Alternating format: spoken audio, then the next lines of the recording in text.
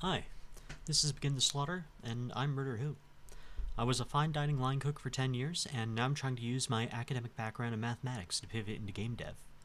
I'm very much a noob in all aspects of game development, and I would advise against trying to treat my devlogs as tutorials for yourself on the basis of the blind leading the blind is a bad idea. This is a devlog for Begin the Slaughter, my first game. I do already have some design, programming, and graphics credits under my belt in indie games such as Brenton Wild's Lingo 2, and in that game my most notable contribution was the map Icarus. Begin the Slaughter falls into what I would call time-waster roguelikes. The focus isn't on the build or strategy, even though the possibilities exist and are satisfying, but on mastery of the core gameplay through a lot of smaller runs with minimal meta progression.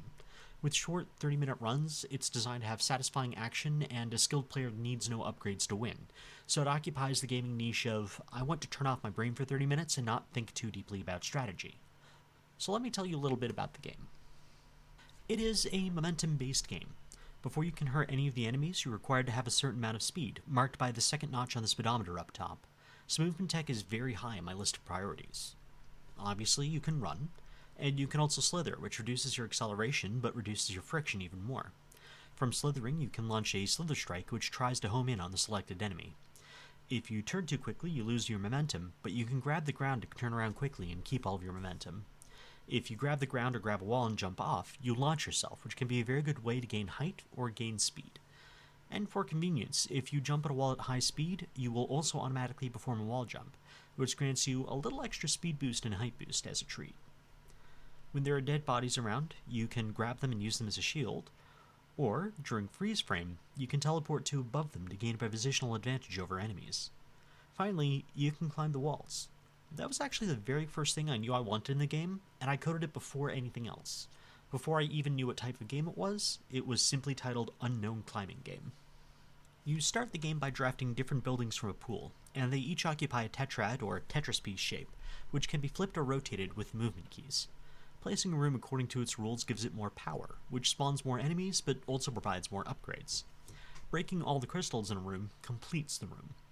If you have completed enough rooms with enough total power, you will earn a set of upgrades. This varies from 1 to 4 upgrades, some of which may be linked to each other, meaning you can only select one and the others will disappear. Upgrades are claimed by placing them over completed rooms. Once enough rooms have been completed, you will get the opportunity to place the boss room. Defeating the boss unlocks access to the boss room crystal, breaking that spawns a pair of linked downgrades, and choosing one of those will start the next round of drafting. After 3 rounds of drafting and 3 bosses, you win the game. Currently, the content only exists up until the first boss.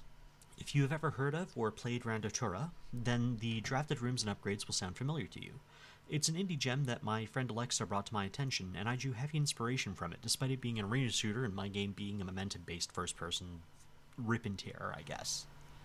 Enemies come in 3 basic varieties: civilian, melee, and ranged, and currently there are also the dodging and riposte versions of melee and the sniper version of ranged. Enemies can have up to 7 layers of armor. The civilian's role is to be an extra dead body for the player, and to run away and alert everyone nearby them to the player. Currently, the basic behavior for all other enemies is to approach the player and then attack, except the sniper, who is intended to climb the nearby tallest thing and then attack. I want to make that more interesting before release. Probably something easier actually, as it's very easy to get hit right now and very difficult to properly survive. Over the next month, I hope to finish up the game content to the point where a run can be completed, add polish such as a main menu screen, options, and a tutorial, and provide a wider variety of upgrades and downgrades. I also need some smaller stuff like map icons for crystals and upgrades, and a variety of just small other things. If I still have time before the month is up, I want to upgrade the AI, make several different player characters and allow unlocking them by completing in-game challenges such as draft rooms totaling at least X power or kill less than X enemies across a winning game. I would also like to create a secret ending. The game is planned to be available on Steam for $5 USD when completed, and I'm currently working on getting a Steam page for it. Hopefully I'll start recording these devlogs daily as I tell you what I have fixed, created, or changed over the course of the day and my reasons for doing so. And, hopefully that'll keep you a little bit interested and, wanting to play the final game when I do release it, and, wishlist it on Steam when I do get that Steam page. Thanks for watching.